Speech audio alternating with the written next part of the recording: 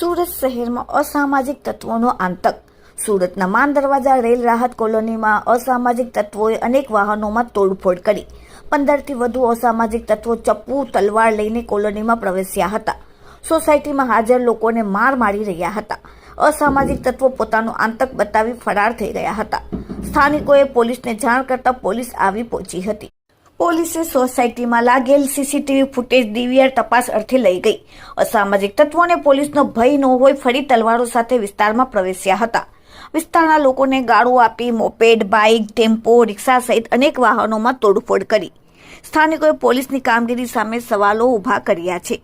Police આવ્યા બાદ ફરી અસામાજિક તત્વોએ આતંક મચાવતા સ્થાનિકોમાં ભારે રોષ।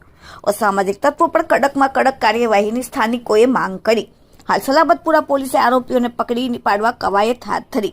Bureau report, daily India TV, Surat. મારું નામ પ્રવીણ માણિક આયરે છે। હું આ વિસ્તારનો એક સામાજિક કાર્યકર્તા છું અને 2-3 દિવસથી આજે ગુંડા પ્રવૃત્તિ અહીંયા ચાલી રહી છે માન દરવાજા વિસ્તારમાં। રાતના એ લોકો કંઈક બર્થડે હતો તો બર્થડેમાં એ લોકો જાહેરમાં તલવારોના હથિયારો લઈને અહીંયા આવ્યા હતા ને આમ તેમ ગમે તેમ ફરાઈને એ લોકો અહીંયાથી નીકળી ગયા। ત્યાં પછી અમે પોલીસને જાણ કરી। પોલીસ ઘટના સ્થળે આવીને જે અહીં સીસીટીવી કેમેરા લાગેલા છે એનું ડીઆર કાઢીને લઈ ગયા છે તપાસ માટે। એના પછી પણ એ લોકો રાતના 2-3 વાર આવ્યા અને સવારે 4 વાગે આવીને અહીં સ્થાનિક જે અમારા વિસ્તારમાં રહે છે તે લોકોની ગાડી પાર્કિંગમાં હતી, પાર્કિંગની ગાડીઓ ને નુકસાન પહોંચાડ્યો છે। કાચ તોડીને ગાડીઓને પણ મોપેડને પણ નુકસાન પહોંચાડી છે।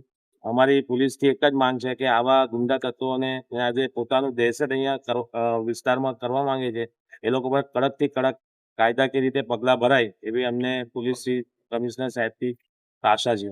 કેટલા લોકો હતા, શું હતું એમની જોડે? એ લોકો 5-7 લોકો મોઢા ઉપર મોઢા ઉપર કપડું બાંધીને ગાડી ઉપર આવે છે અને ગાડીઓ અહીંયાથી હથિયારો લઈને લોકોને ડરાવવા માંગે છે। શું કારણ રહ્યું હશે આવું કરવાનું પાછળ? આ લોકો લગભગ 15 દિવસ થઈ ગયા। અગાઉ બી આ લોકોનો જોડે ઝઘડો થયો હતો। એના પછી પોલીસે એ લોકોનું સંઘર્ષ બી કાઢ્યું હતું પણ એના પછી પણ આ લોકો દહેશત બંધ નથી। તો અમારે સ્થાનિક બધા અમારા જે રહેવાસીઓ છે એ લોકોની વિનંતી પોલીસ સાહેબને રિક્વેસ્ટ છે કે ભાઈ આ ગુંડા તત્વોનું આતંક બંધ થાય અને આ લોકો પર કડકથી કડક કાયદા